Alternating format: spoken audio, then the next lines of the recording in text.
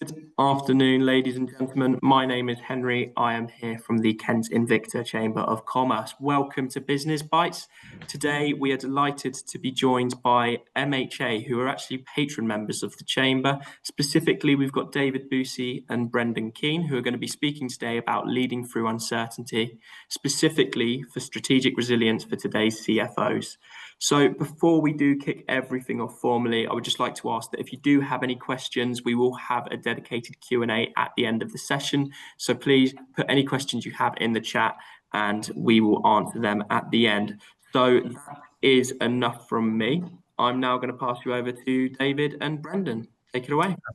Thank you, Henry. Thanks for the warm welcome. Great to be here. Great to be here doing a Business Bites. It's a new experience for me, so very, very happy to be here. Very pleased to support the Kent Invicta Chamber and Kent and the region. We've got a lovely office down in Maidstone at the moment, and we're constantly growing there, and really keen to support our clients in Kent and beyond, of course. I am David Boosey, as Henry mentioned. I'm an audit partner at MHA, which is the UK member firm at Baker Tilly. This is my colleague Brendan Kean, also a partner at MHA. Is also an ESG whiz kid, so he'll be focusing on the sustainability elements of the strategic resilience. What we'll be giving is really very much as the name suggests, Business Bites is a whistle stop tour. So hopefully it'll just trigger a few ideas and a few thoughts around what is now a very volatile and unpredictable environment, something that we haven't been used to for some time now. We had a good 20 odd years of quite stable development, and things have really been turned on their head since. It seems to have all kicked off from Brexit, but it probably actually dates back to 2008 and the financial crisis there that has led to lots of different things happening, geopolitics, inflation, wars, unfortunately, and they have a big impact on our business. As you can see, we'll be touching upon Liberation Day and Donald Trump and the impact that had on businesses, and the need to really work out how we deal with something that is so volatile. Well, someone who is so volatile. It's very difficult. So I'll just do a very quick bit about us so that you know who we are. MHA are a firm of accountants, tax, audit and business advisory specialists. And as I mentioned, the UK member of Baker Tilly. But Baker Tilly International is this huge organisation. It's a global network, well over 40,000 professionals in over 140 territories worldwide. It's one of the largest accounting and advisory networks in the world. We're very well supported to support you at the local and regional and indeed national and international levels. We believe that what we do for you today amplifies your ambitions and shapes the successes you'll enjoy in the future, which is why we have this sometimes slightly confusing tag of now for tomorrow. So we focus on now to help you really achieve what your dreams and ambitions are for the future of your business and yourself. We're also all about people, both yours and ours, the thriving relationships we build, whether locally or globally, whether with clients or colleagues, are genuine, productive and fruitful. We want our clients to know and remember us for being fully committed to their strategic goals, for helping them unlock their growth potential, for fostering continuous progress, and for genuinely caring about the impact they make. Without further ado, I'll crack on with the presentation. I've got Henry operating the slides as we had a little bit of technical difficulty at the start. So Henry, could you move on to our first slide, please? So yeah, first off, multi-scenario forecasting. It's all about living in this fast changing, unpredictable world. Things that we used to consider stable or becoming more stable over time have been thrown on their head, forcing us to consider a wider range of possible outcomes and even improbable outcomes at times. I don't think anyone really predicted what was going to happen with Liberation Day. To ensure we thought about how to respond effectively to these changes. So it's all about planning for the unexpected. Multi-scenario forecasting helps us to prepare for volatility, whether it's economic, geopolitical, or technological, so we can respond with confidence, not panic. We're a bit pre-prepared, and it is just what you think. It's about sitting down and considering what our response would need to be in multiple different scenarios. So slide 2, please, Henry. Liberation Day, as I've mentioned about 3 or 4 times now, is a really good example of this, where the initial shock of those reciprocal tariffs being announced gave way to confusion over what percentages would be applied to each country, with huge movements in percentages on almost a daily basis. How on earth, as a finance team, do you prepare for that? And using multi-scenario forecasting, companies were able to reallocate supply chains, adjust pricing, hedge FX exposure, and communicate risk clearly in a measured, clear way, rather than in a very reactive, oh, it's 10% now, right? Okay, that means we need to cut costs here, we need to pass on costs there. It was already and prepared and loaded, and that's the gift of multi-scenario forecasting. Next slide, please. So this stuff doesn't just work for tariffs and Donald Trump's unpredictability or anyone else's. It really works on a really big range of things that are happening right now. Geopolitical tensions and trade policy, that's not looking like it's going to go away. We just don't know what's going to happen. We've got really major wars in Ukraine and in the Middle East, and they're having a huge impact. And impacting trade. It's just the way it goes. We're seeing countries being much more insular, protective, and it's not really the British way. We're typically being freer trade, and we like that. We thrive on that. So it's a difficult place to be, and we need to consider it. We've got interest rates and inflation volatility. Every time we think we've got on top of it, new figures come out. It's here to stay. That volatility isn't going anywhere for the short term. And hopefully it will get under wraps and go back to something that we saw before. But there's a good chance that this is the new normal, and that volatility will be around for a while, particularly while we have all those geopolitical issues. Big one, AI adoption. That's what everyone's really interested in at the moment is what's that going to do to my business? How's that going to change things? What workforce will I need in 5 years, 10 years? What sort of skills will they need? Again, hard to predict. So we need to consider different potential outcomes. Climate risk and ESG regulation. I'll leave that. I'll leave that to Brendan later for his segment. We've got tax policy uncertainty. Rachel Reeves, we know she's going to do something, but what? It's starting to look like a wealth tax of some kind, probably on property. But clearly, they've struggled to reduce costs. So tax increases in some shape or form appear likely. And then the classic consumer behavior changes, which has always been difficult to predict. But we've seen big shifts in our lifetimes from high street spending to online spending. And of course, the impact of social media as well on how people spend their money now. Next slide, please, Henry. So once we start looking at the scenarios, there are several tools we can use to our advantage. Liquidity management is a big one. Making sure we have that cash available. Classic saying, cash is king. But that's especially true when things are volatile. So making sure we have those resources in place. Dynamic budgeting. This ties into having really good data and systems. But if you are able to update things in real time, you can adjust your strategy and keep it aligned in real time. So it requires good systems to be able to do that. Stress testing. So really, getting your forecasts, looking at them and then going, what if? Let's see what happens if interest rates actually go up. And what can we survive that? What happens to our bottom lines in those situations? Where is the breaking point in our business? What can we handle? What can't we handle? And what do we do if the worst things happen? And then, something that I think is really an interesting one is it's being flexible in our capital structure. So, clearly revolving credit staggered maturities, making sure not everything's hitting at once. But I think it's really interesting as well how we invest as businesses. So staggering our investment.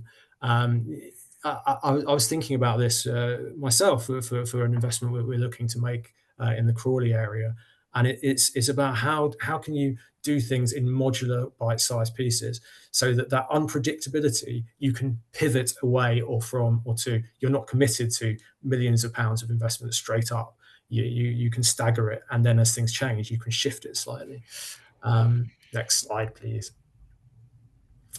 So yeah, it all pulls together to be really able to manage those huge, large macro risks, interest rate spikes, inflation surges, and geopolitical shocks, which we've seen can really reshape the financial landscape overnight. CFOs need to be ready, not reactive, where they can be. And you've got all sorts of tools, but hedging offers protection. It's classic old school stuff, but you can use interest rate swaps to lock in fixed costs.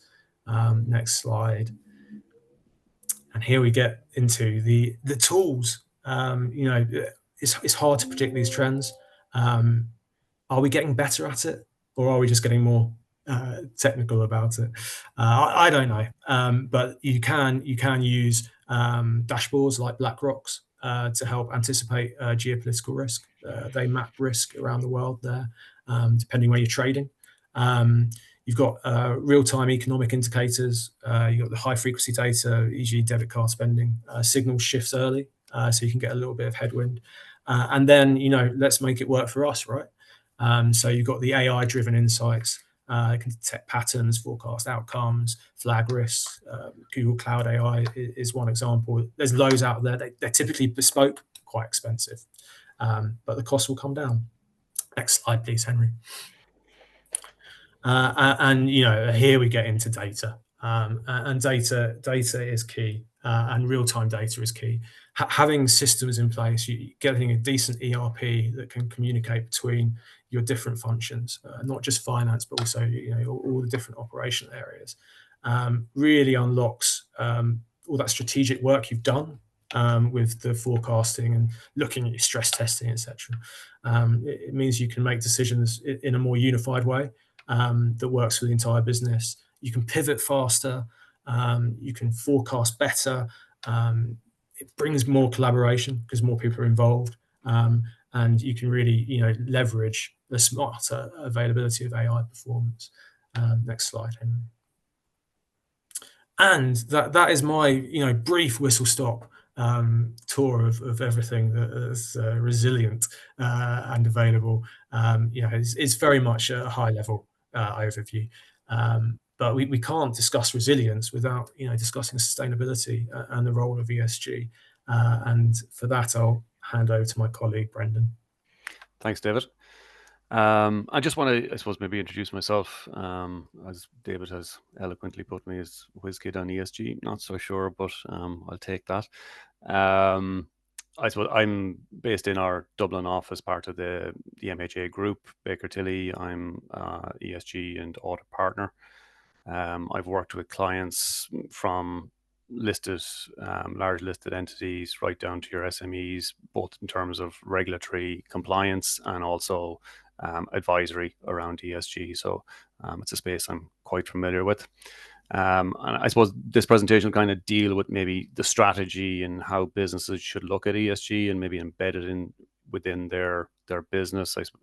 And one that I would kind of flag, let's say we went back in time and electric vehicle cars were invented at the same time as a fossil fuel car, and one engineer was talking to the other. They would have a very interesting conversation. Your EV guy goes, "Oh, I've 200 moving parts in my vehicle," and the fossil fuel guy goes, "Well, I've 2,000," and they look at each other, and the EV guy goes, "Oh yeah, and where do you fuel your car?"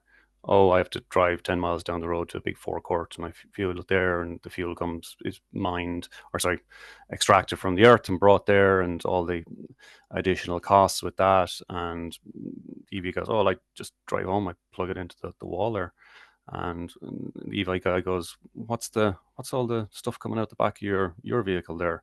That they're just emissions. They used to be lead in those, but we're not as bad now. And DVA goes, well, I don't have any of that type of stuff.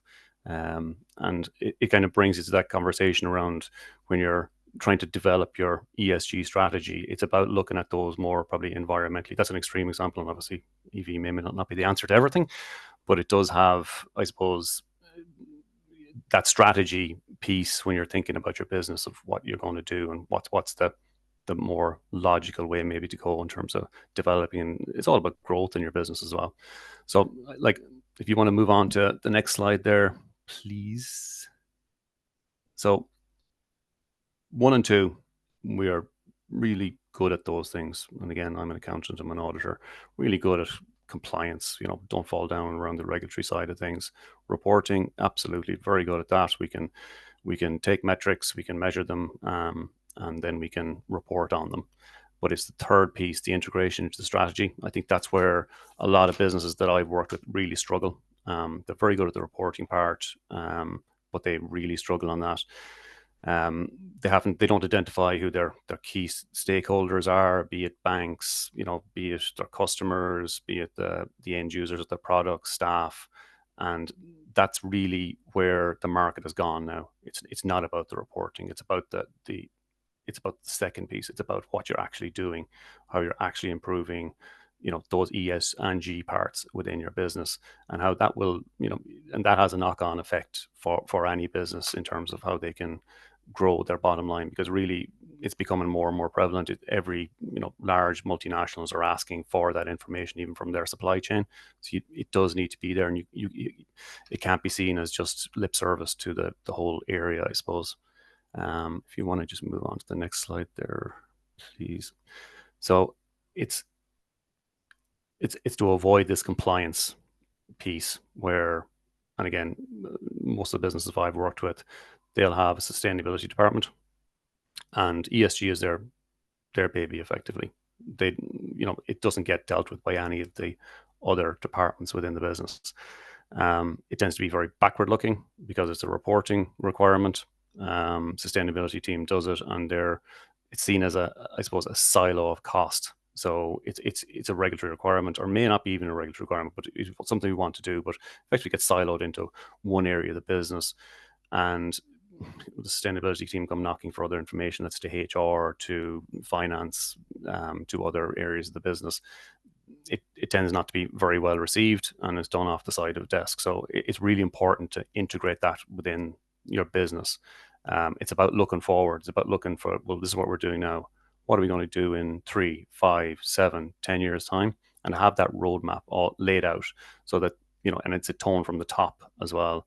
It needs to come from the leaders within the business, the CFO, the board, whoever it happens to be. It needs to be toned from the top, and they push that right through the business. It becomes, ingrained in the day-to-day. It doesn't become, we have to report on this at the year end. We need to have a report by, 30 days post year end, and there's a flurry of information to be pulled together, and it becomes just a drag on the business.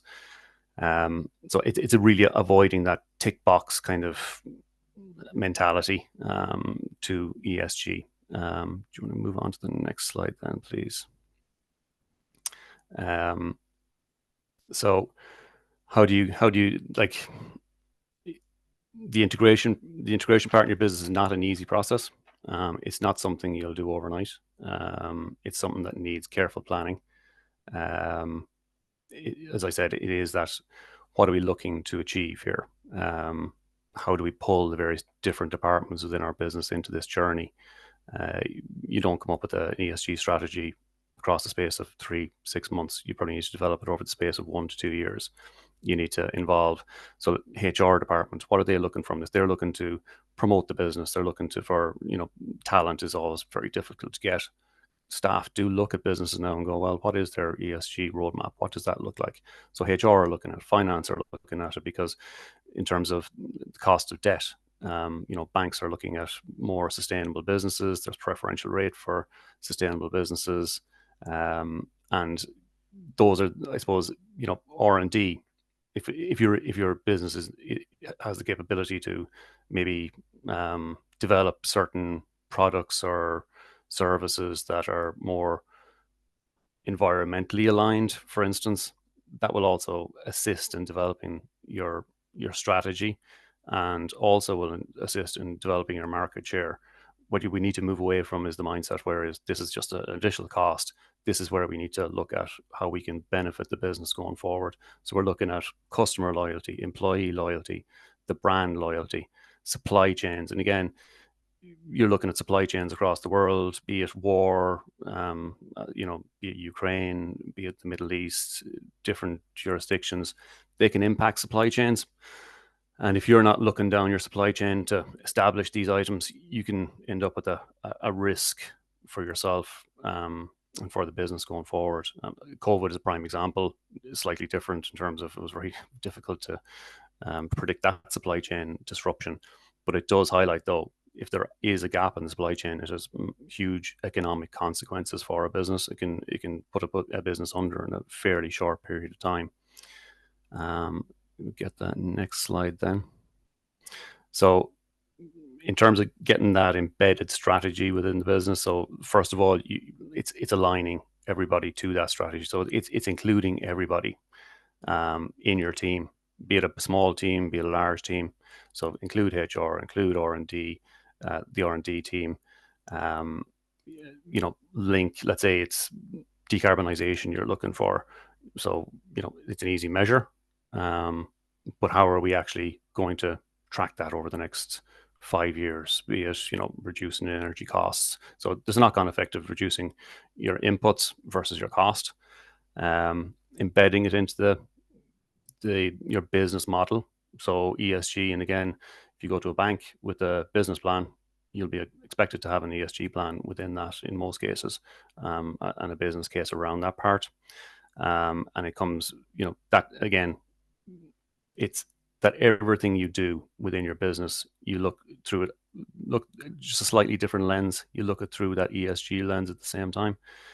It's not going to go away. While Donald Trump has kicked the can down the road slightly over the last couple of years, Donald Trump won't be around forever. The world will change. I suppose Ireland, we're based in the EU, there is a strong push on ESG and sustainability reporting. That's been paused because of, I suppose, the Donald Trump effect. But that will pass, and I think businesses, while they potentially further down the road would have more regulatory requirement, I think businesses, if they embed this within their business, they will actually should increase profitability, increase brand awareness and brand loyalty, help with retaining and attracting good key members of staff, incentivization. Same, like incentivization around this should be same as you would incentivize for good results. Let's say, commission based, sorry, not commission based, but a more bonus based around ESG metrics, as in how the business has performed around those metrics, because they're all building the value of the business. It shouldn't be, I keep on reverting, it should never be seen as that compliance piece. It really needs to be ingrained within the business and communicate, and that's both internally and externally. If you're doing this, and you may be doing this and not communicating it to the external world, which pretty defeats the purpose to a certain extent. You maybe have a cost saving, but you can also, build your brand externally. Let's say there are certain supermarkets, I can't name any of them, but there are certain supermarkets that are very good at this. They'll promote how sustainable farming, all that type of positive feel about the brand. Whether it be there are other supermarket chains who pay no attention to those, and those ultimately 5-10 years time, those brands will have to change the way they operate, or they will be left behind. So it's a journey. It's not something you will do overnight. Some of the clients we've assisted with, it can take 2 years to build a good program in terms of and it's a deep dive to look, have a real look at the business, look at yourself and go, where are we going? What is our objective? Is our objective to, be left behind, be looked as one of the laggards in our sector, when everybody else is looking at, well, we're the, say, we're the gold-plated sustainability, ESG leaders, and I think that's something that businesses will have to contend with, and it's going to become more and more prevalent over the next 5 to 10 years. But time to look at it is now, I would suggest. So that is a very, very quick tour through. I know we're right on the timeline there. And maybe do we want to throw it open to questions then, maybe? Yes, perfect, Brendan. Thank you very much, David, as well. Thank you ever so much for your input into today's session. I just wanted to find out from anybody who is here if there were any questions whatsoever. Obviously, we don't actually have any in the chat room, but if you do have any questions, please feel free to unmute and ask away. Now is your time to do so. Give it just a moment or so if anyone did have any questions. Perfect. William has just put, there was lots to think about that one, but no questions. And obviously, I completely reiterate what William has said there. A super informative whistle-stop tour of ESG, specifically within the financial space as well. Lots to cover there, I'm sure of it. And I'm certain both of you could have gone on for much longer on each of these different topics, I'm sure of it. But no, that does bring us very nicely to bang on time, actually. So well done, Brendan and David. That was perfect. Thank you so much for today's session. Like I said earlier, I've been Henry from the Kent and Victor Chamber of Commerce, and thank you all ever so much. Have a fantastic rest of your day.